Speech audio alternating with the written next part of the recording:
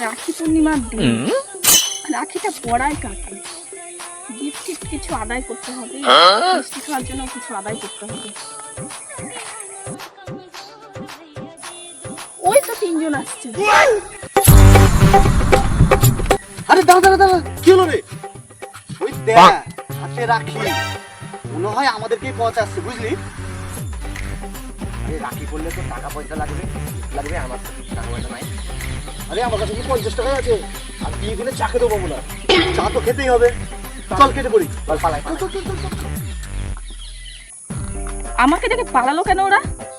দাঁড়া, তোদেরকে ওই দিক দিয়ে ধরবো। এই দিকে গেল না, আমি তাহলে এই দিকে ধরবো। এদিকে চল, এদিকে এদিকে এদিকে চল, এদিকে। আরে এদিকে আয়, এদিকে আয়। আরে এদিকে আয়, এদিকে চল, এদিকে চল। ও আচ্ছা ঠিক আছে, আচ্ছা আচ্ছা ঠিক আছে।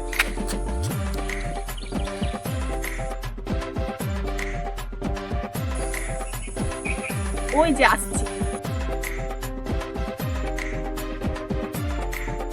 এই তোরা আমাকে দেখে পালাচ্ছিলি কেন?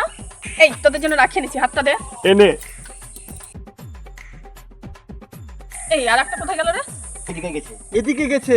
এই তোরা দুটো শর্ত দেখি।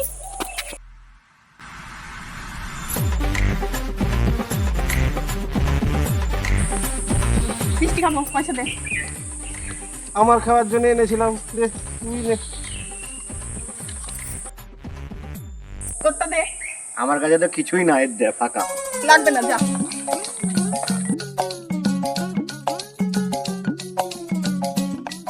কিরে সব টাকা দিয়ে দিলি?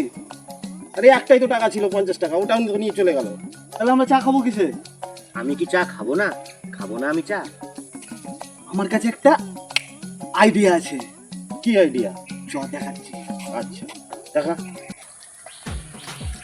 ও দিদি, কি হলো?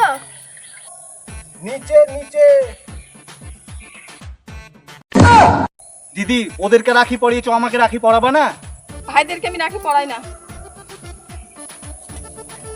কিন্তু আমি তো রাখি পরবো, আমি তোমার ছোট ভাই।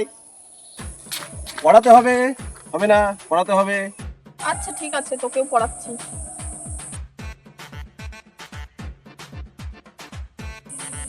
দিদি রাখি পরালা, আশীর্বাদটা দিবা না? মিষ্টি খেতে। মিষ্টি খেতে টাকা পয়সা নাই আমার কাছে। ওই যে হাতে দাদার কাছ থেকে 50 টাকা নিলা, ওটাতেই চলে যাবে। নে 50 টাকাই ছিল, তুই খা মিষ্টি।